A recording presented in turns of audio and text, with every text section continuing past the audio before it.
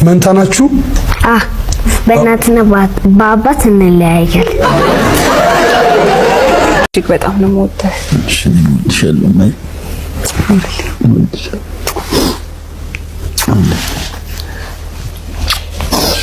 የኪዳነ ምህረት ጸበል ሳምቡድ ከፕሌን እንደወረደ የጠጣው የኪዳነ ምህረት ጸበል አስመጥቶ ነው ይላል ይሄ ፒክቸር። ማን ነገረ? ኦ ማይ ጋድ አውጥቶታል። አላየሁትም። ታውቃለህ ነው አብዛኞቻችሁ በአማርኛ ተርጉምልን በአማርኛ ንገረን ስትሉኝ ነበር። ያን ዕለት ምሽት ምንድነው የተፈጠረው? ከአንዱ ዓለም ጎሳ አንደበት እንስማው። አንዲትን በግ አንድ ሰው ከተራራ ላይ ገፍትሮ ገደላት፣ ጣላት እንበልና ቢገላት አንድ ሰው እንዴት ነው ፍትህ የሚያገኘው በትክክለኛ አባገዶች ስር የሚለውን እንመለከታለን። ሁላችንም ስለሚመለከት ባታሳልፉት የምር ደስ ይለኛል። ሰላም የተከበራችሁና የተወደዳችሁ የዚህ ቻናል ቤተሰቦች እንደምን አላችሁ? ዛሬም እናንተን በሚመጥኑ በተመረጡ ቪዲዮዎች ለእናንተ መጥቼላችኋለሁ። ከእናንተ የሚጠበቀው ቪዲዮ እንደምትወዱት ስለማልጠራጠር ላይክ አድርጋችሁ መጀመር እንዳትረሱ።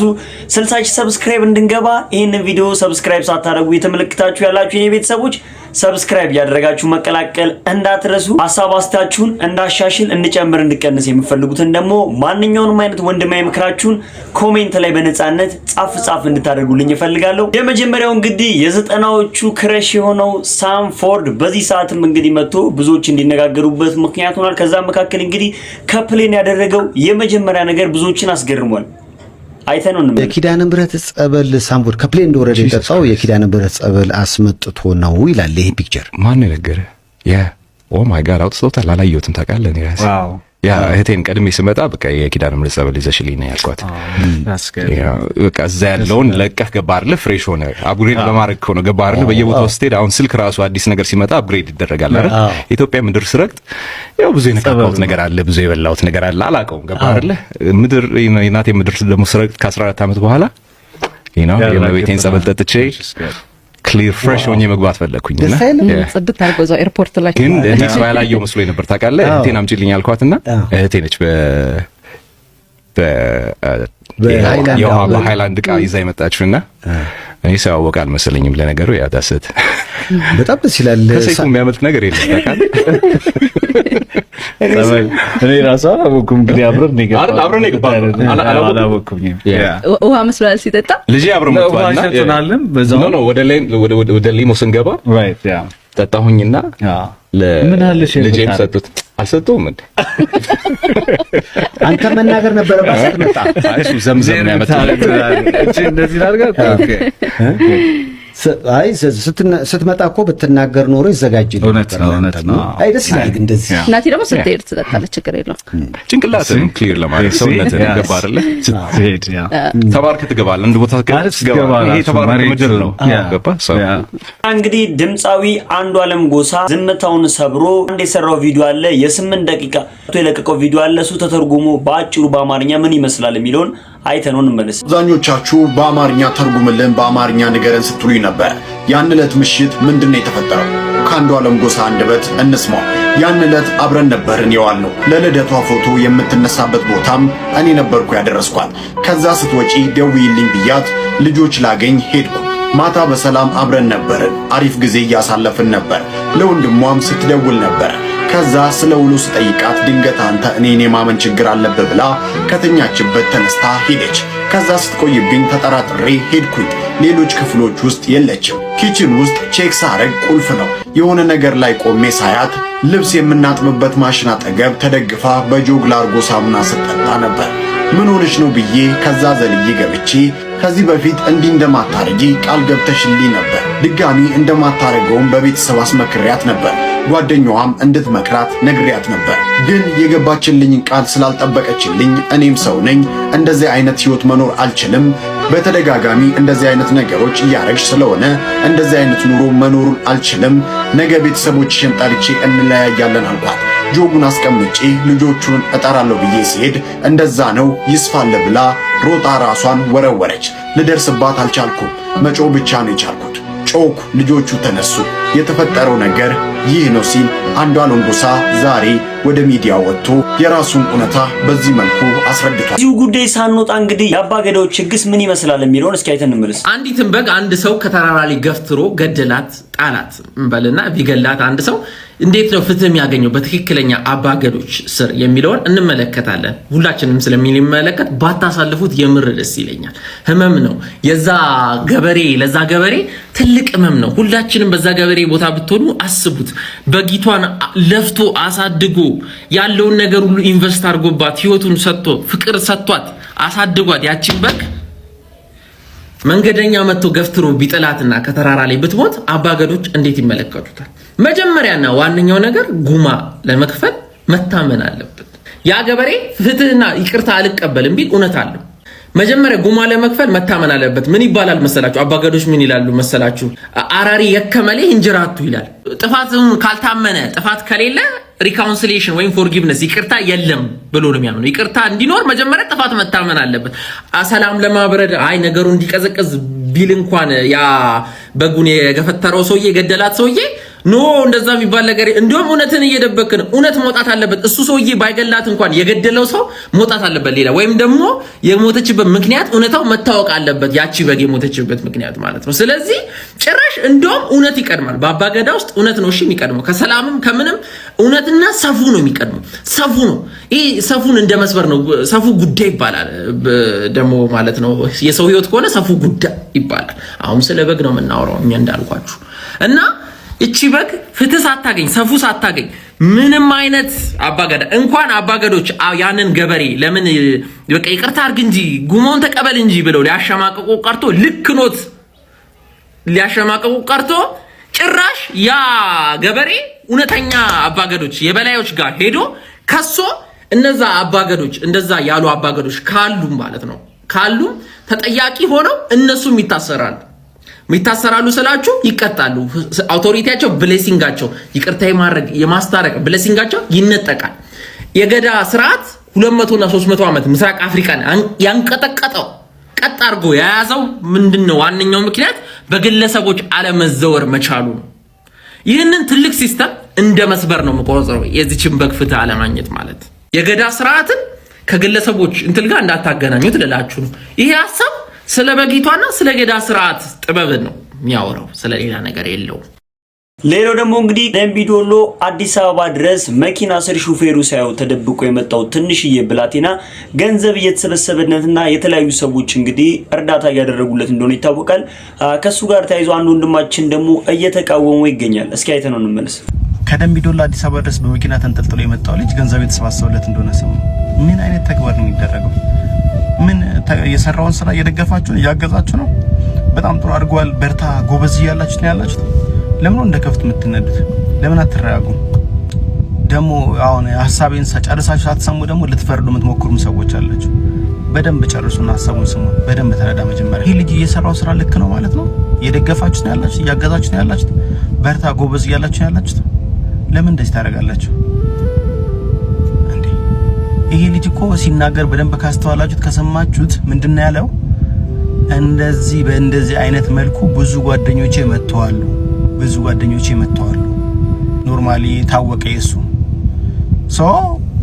ይመለሳል። ሲመለስ ግን ምን ይዞ ነው የሚመለሰው? ማቴሪያል እንዳለ ተሟልቶለት የሚፈለገው ነገር እንዳለ ተሟልቶለት።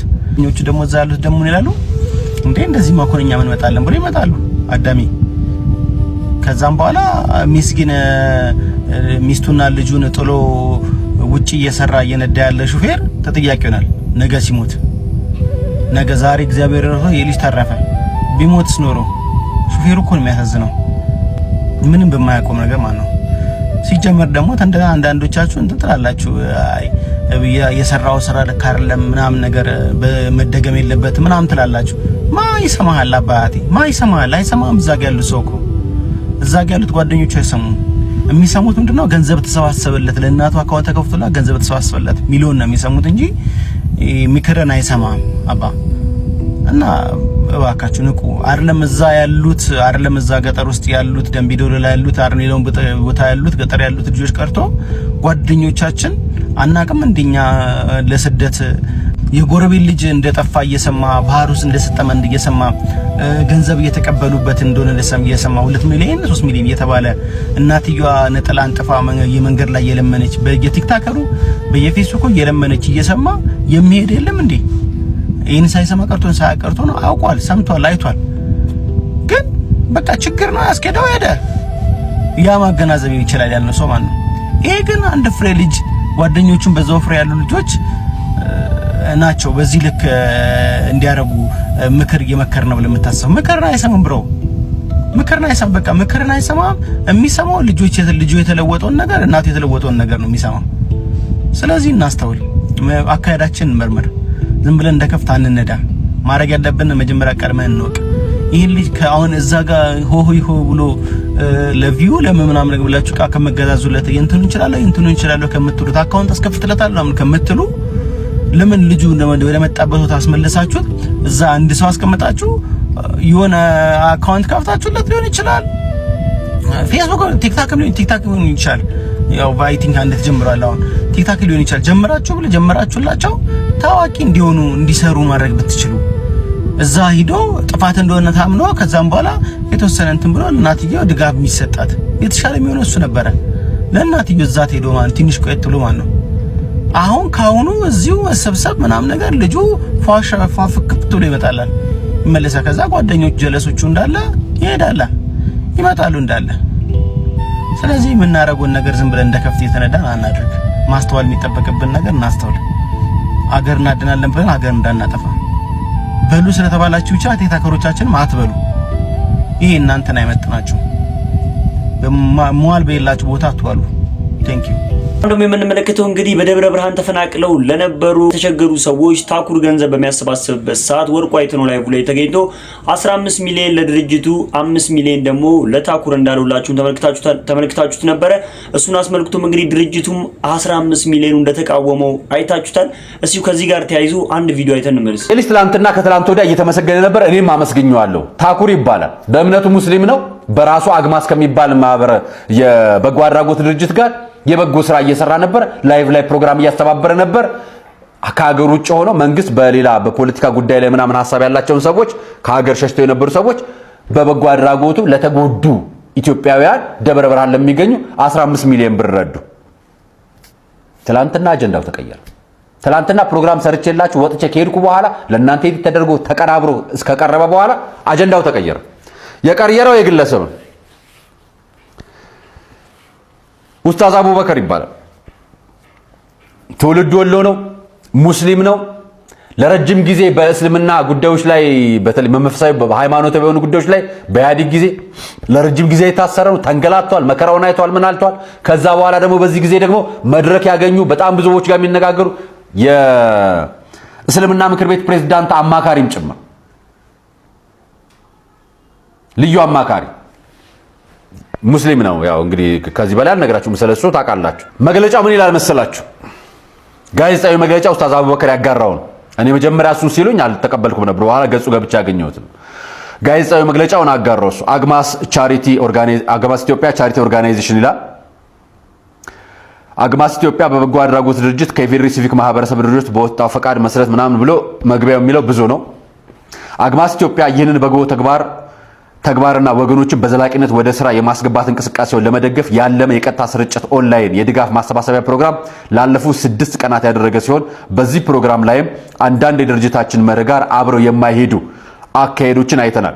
ድርጅታችን ከፖለቲካና ከዘር ከሃይማኖት የጸዳና ገለልተኛ ሆኖ የሚሰራ በመሆኑ ምንም አይነት ፖለቲካዊ የሚሆን ሌላ ዓላማ ካለው ግለሰብ ይሁን ድርጅት ድጋፍ የማንቀበል መሆኑን ለማረጋገጥ እንወዳለን። በዚህም መሰረት እንዲህ አይነት አመለካከት ያላቸው ጉዳዮችን ከድርጅታችን ጋር ምንም አይነት ግንኙነት ለሌላቸው በማረጋገጥ የድጋፍ ማሰባሰቢያ መርሃ ግብራችንም በይፋ ማጠናቀቃችንና መዝጋታችንን እንገልጻለን። ስለዚህ ከወርቁ አይተነው ገንዘብ አንቀበልም ነው ቃሉ። እኔ ግን አንድ ነገር ላስምርበት። ድርጅታችን ከፖለቲካ ከዘርና ከሃይማኖት የጸዳና ገለልተኛ ድርጅታችን ከፖለቲካ ከዘርና ከሃይማኖት የጸዳ በጣም ጥሩ። አሁን ልንመጣ እዚህ ጋር የምግብ የራት ፕሮግራም ይመስለኛል። ማማን ናቸው? ጀዋር መሐመድ፣ በቀለ ገርባ፣ ኡስታዝ አቡበከር፣ አህመድ ድንጀበል።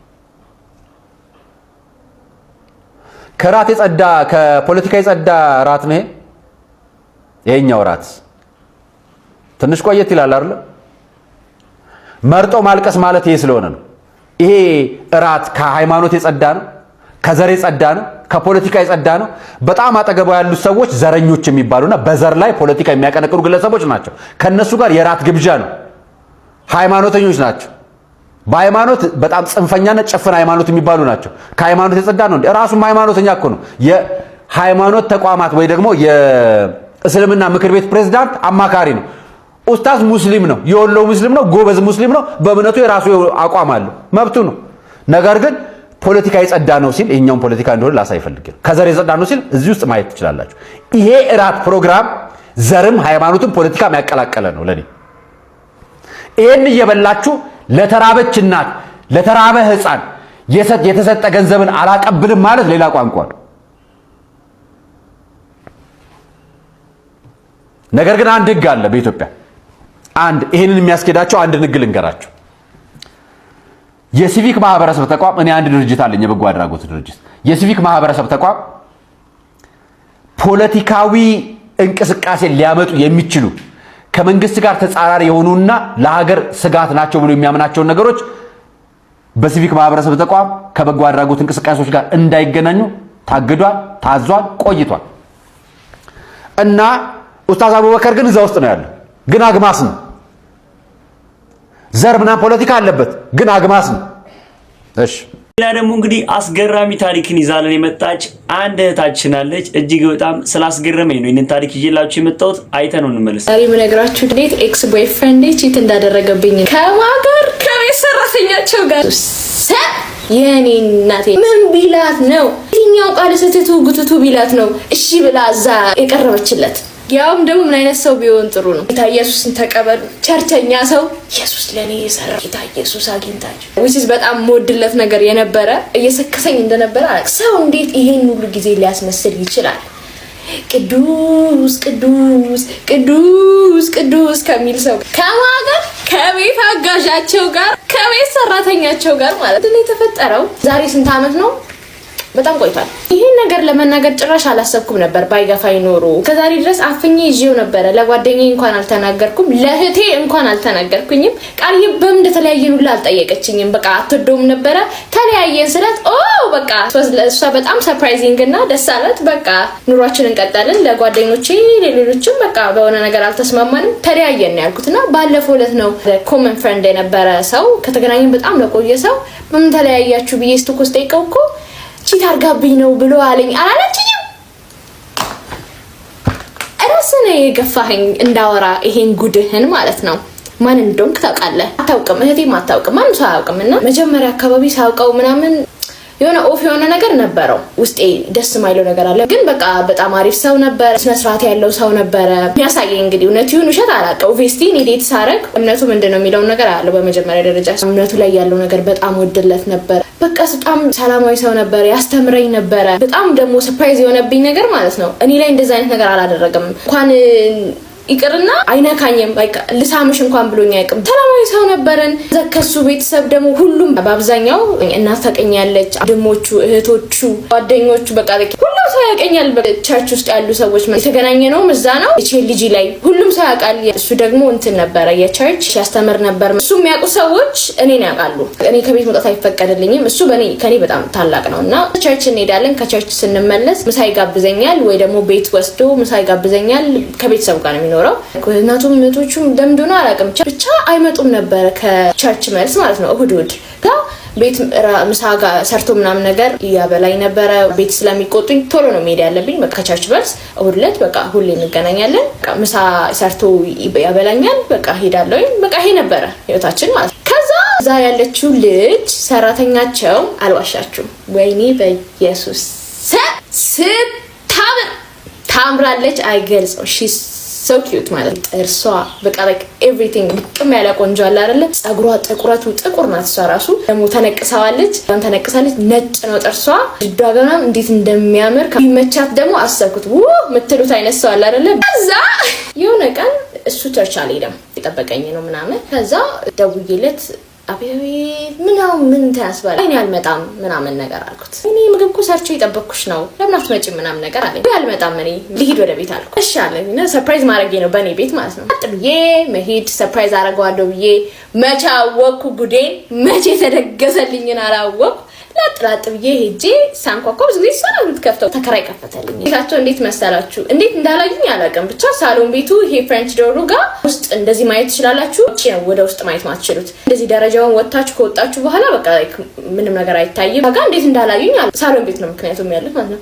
ቀጥቅጥ ብዬ ድምጽ ነው የሚሰማኝ። ቢቆልፉስ አሁን በር ቢቆልፉስ በር ተከራይ አለ ደግሞ ቤት ተከራይ ቢመጣስ እሺ። ድምጽ ሰማሁኝ። ማጠብቁት ድምጽ ከዛ ምንድነው ብዬ እኔ ወየልሽ ከፈት አድርጎ ግብት እኔ ክፍሉ እየሄድኩ እኮ ነው እንደዚህ በሩ እንደዚህ ተገጥሟል እና እየጨፈረች ነው ምናምን የእሷ ድምጽ ነው የሚሰማኝ። ገባው። በጣም ነው የሚያሳፍረኝ ለራሴ ራሱ ይሄ ማንም አላወራውም። ከዛ በኋላ